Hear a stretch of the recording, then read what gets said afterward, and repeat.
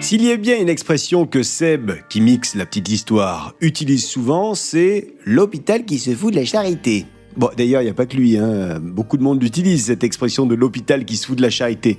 Faut dire qu'elle a un côté un peu sarcastique et piquant, qu'on aime bien. Mais vous êtes-vous déjà demandé pourquoi est-ce que, soi-disant, l'hôpital se foutait de la charité ? Non ? Eh ben, on va voir pourquoi. La Fabrique Audio présente La Petite Histoire. www.lafabriqueaudio.com. Salut tout le monde et bienvenue dans un nouvel épisode de La Petite Histoire des expressions. Je suis Florent Mounier et c'est donc moi qui vais vous narrer cet épisode qui a été écrit et mixé par Sébastien Girard. Avant de commencer, merci pour vos nombreux retours sur notre petit sondage concernant vos préférences pour la thématique de cet été.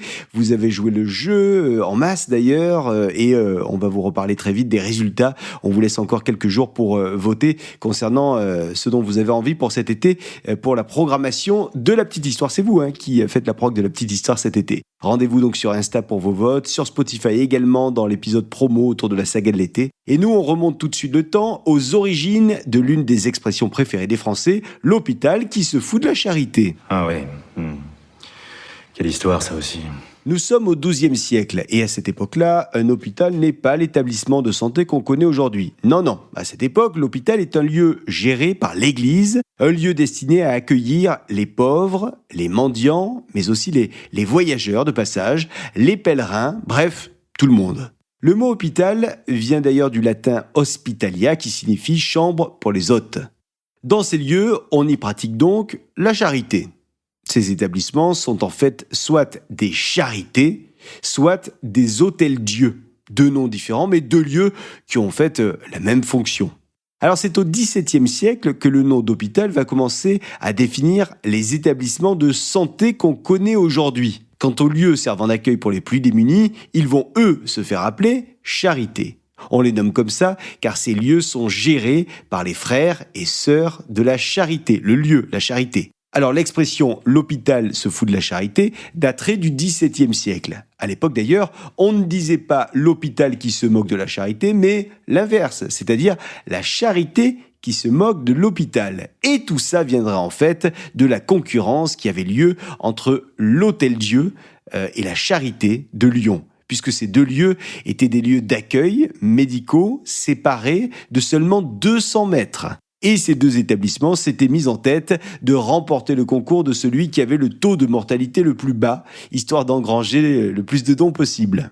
Il faut savoir que malgré que ce soit des établissements médicaux, il n'y avait pas de médecins attitrés dans ces lieux. Certains passaient de temps en temps, mais tout était encore géré par l'Église.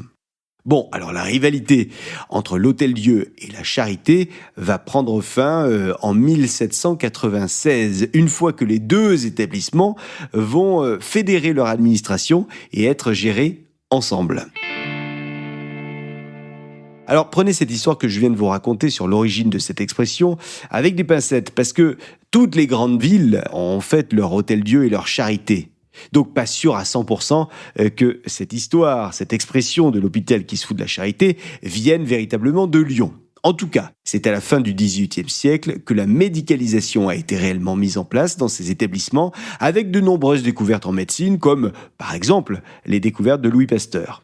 Le personnel religieux va petit à petit être gentiment mis à la porte des hôpitaux au profit de soignants, infirmiers et infirmières, médecins professionnels. Enfin, pour les médecins, c'est seulement quand ils voulaient bien faire acte de présence parce qu'ils étaient souvent juste là de passage. En revanche, qui dit soins et personnel soignant, dit aussi patient qui paye.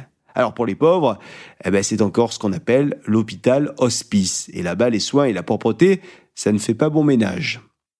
Alors l'expression « l'hôpital se fout de la charité » va réellement devenir à la mode au XIXe siècle, en même temps qu'une réforme qui va définitivement faire de l'hôpital l'établissement qu'on connaît aujourd'hui. En effet, nous sommes le 10 février 1802 et ce jour-là, un décret est signé. Le décret est signé par Napoléon et il porte ce décret sur le règlement intérieur des services de santé, créant ainsi l'internat. Et c'est ça, ce décret, qui va obliger les futurs médecins à devenir internes dans les hôpitaux pendant 4 ans. Et ça va amener la présence de médecins en permanence dans les établissements de santé publique. Les médecins seront enfin vraiment là, ils cesseront de juste passer une tête.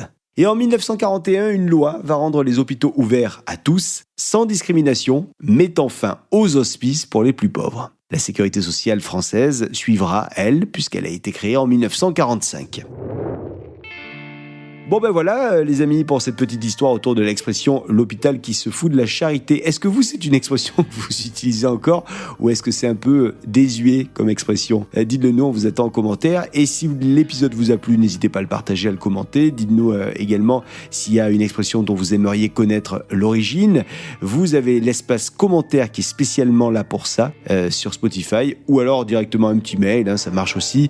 contact@lafabriqueaudio.com, la fabrique avec un K. Et sinon, vous pouvez aussi nous envoyer des messages privés sur les réseaux sociaux. On est sur Insta et sur Facebook. Et on va vous laisser toutes ces infos en description de ce podcast.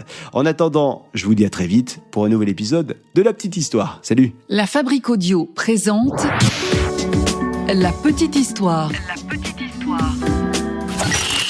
Vous souhaitez devenir sponsor de ce podcast ? contact@lafabriqueaudio.com. Avant de se quitter, je vous rappelle qu'on a créé le Patreon de La Petite Histoire. Désormais, vous pouvez donc nous rejoindre sur Patreon et avec cet abonnement, à moins de 5 €, vous aurez accès à nos petites histoires sans aucune publicité, des bêtisiers de nos enregistrements, et il y en a pas mal, des vidéos de coulisses du podcast, un épisode bonus par mois pour tous les membres de la communauté, épisode que vous aurez 1 an avant tout le monde, et chaque année, on vous fera également une saga inédite avec plusieurs épisodes de La Petite Histoire, saga que vous aurez là aussi 1 an avant tout le monde. Et en plus de tout ça, vous allez entendre votre prénom en début d'épisode parce qu'on prendra le temps de citer régulièrement nos auditeurs de la communauté Patreon. Donc si vous avez envie d'adhérer à la grande famille de La Petite Histoire, ça se passe sur Patreon et je vous laisse le lien dans la description de cet épisode. Salut!